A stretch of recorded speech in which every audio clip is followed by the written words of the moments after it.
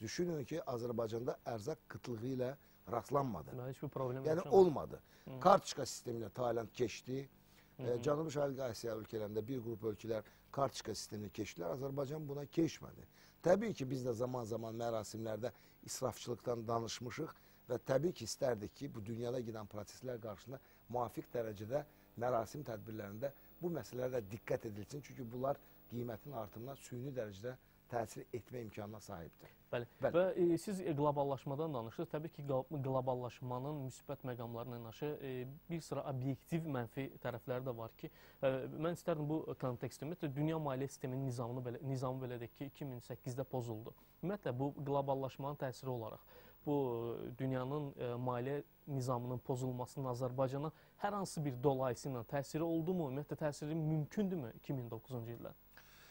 Təbii ki, indi hal-hazırda dünya maliyyə sisteminin arxitekturasının təkmilləşdirməsi ilə əlaqədar, çünki 1944-cü ildə qəbul edilmiş iki böyük dünya üzrə maliyyə institutları, Beynəlxalq Valyuta Fondu və Dünya Bankının artıq bugünkü şərtlərə cavab vermədiyi zaman-zaman dilə gətirilməkdədir.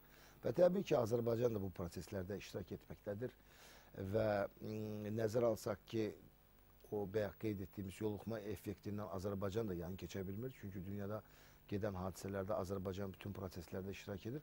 Amma hadisələr bir bütün baxdıqda doğrudan bu ciddi bir araşdırma mövzusudur. Yəni 2008 düşünürəm ki, dünya üzrə ciddi bir araşdırma mövzusu olacaqdır ki, nəyin əsasında, nədən oldu ki, bütün dünyada bu hadisələr yoluxma effektinə girindiyi halda, hətta Rusiya, çünki Rusiya üçün çox maraqlıdır ki, hər kəs Rusiyanın bu maliyyə böhranına yoluxmadığı ifadə edildiyi halda, çünki 1998-ci ildə Rusiya maliyyə böhranının təcrübəsindən çıxan bir ölkə olaraq qəbul edildiyi halda, Cənubi Şərqi Asiya ölkələri və artıq bir təcrübə əldə etdikləri halda buna qarşı